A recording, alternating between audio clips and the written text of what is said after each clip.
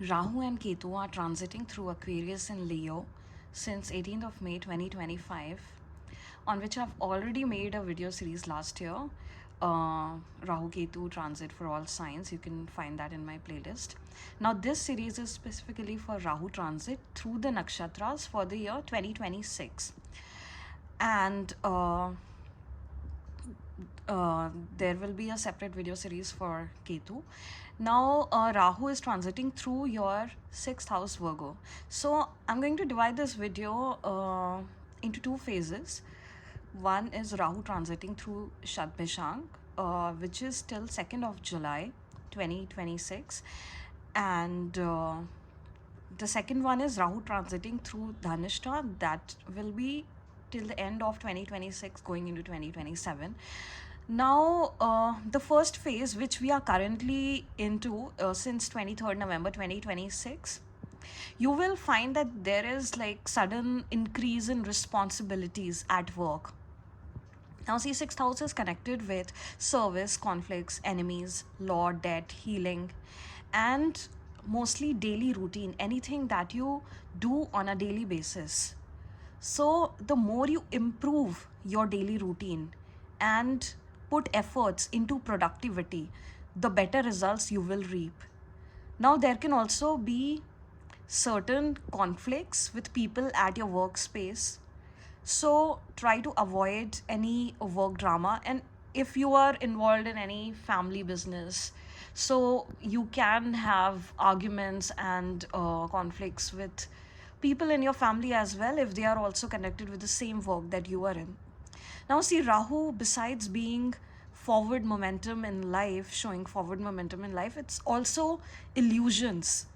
So, keep yourself grounded enough to not fall into overthinking patterns, analysis paralysis. So, try to avoid that. And sometimes we imagine an enemy where there is none, while at other times we are unable to see our hidden enemies who are disguised as friends or family members.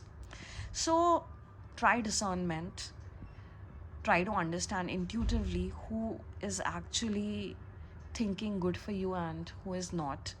Now, there will also be increased interest towards healing and healing practices. So you might want to research more or that on that, and you might want to connect with people who are uh, healing practitioners, and also certain doctors or alternative healing practitioners, whatever suits you.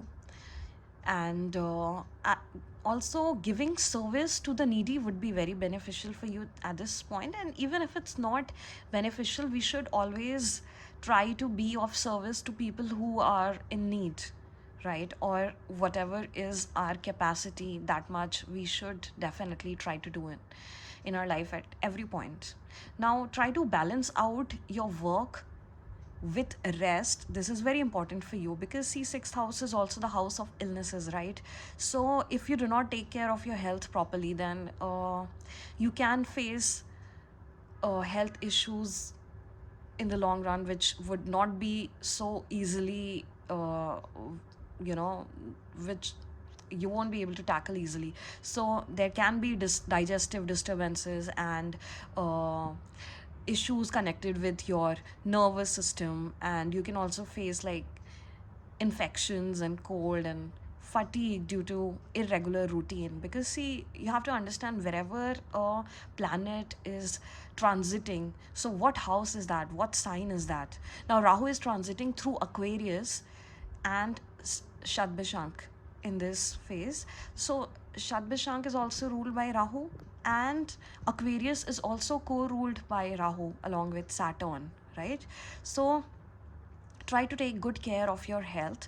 Try to get regular health checkups done and blood tests done, so you can figure out and identify what issues you're facing, and you can try to heal them and not just quick fix them, right? So try to be more disciplined and more organized overall. Now, in the second phase, when Rahu transits through Dhanishta in July, there will be visible results for all your hard work, and you will see forward momentum at your work. So the struggles you faced earlier will start to dissolve, and there will be progress in all your uh, endeavors. So there will also be improvement in your finances, and you will find more opportunities of networking for your growth at your workspace, right? And this phase, you have to still try to take care of your health and not burden yourself, in fact overburden yourself with too many responsibilities. Sometimes we are not thinking right, as if, you know, what all we can handle and what all we cannot handle at a given point. So also try to be very aware of your practical situation as well, and of your health and of your well-being, right? And try to not become overly controlling in your professional situations. So one thing you have to understand, Virgo, because anyway Virgo, the sign which is your ascendant or your moon sign, it is a sign that is always looking into details. But sometimes you have to just go with the bigger picture. Sometimes you don't have to control every single thing, and you have to learn that perfectionism is not always a good thing. Sometimes it is also a flaw, which only leads to stress and overburdens. So while it is good to take care of details, it is not really good to go into details every single time. So try to avoid doing that. You're not obligated to do everything, and that is what you need to remember and keep reminding yourself of that. So loosen your grip, soften your grip, and let others also take control of certain situations in your life, and especially at your work. All right. Now, Dhanishta will overall be very good for your profession and professional recognition. And it is bound to also bring financial stability for you. And your overall confidence will also increase because of all the success that you see. So, what you still have to balance out is maintain a healthy balance between work and rest. Do not overburden yourself. Also, do not become too egoistic. Don't think anything that is not grounded in reality. But overall, this is a good transit for you, and especially the second phase. In the first phase, you might still face struggles with your health at your workspace, with competitions, and yes, also if you have any debts, then you would be able to clear it off in the second phase as well. So try to take this transit very positively, Virgo, and make the best of it. And just always remember that you have to balance out everything, right?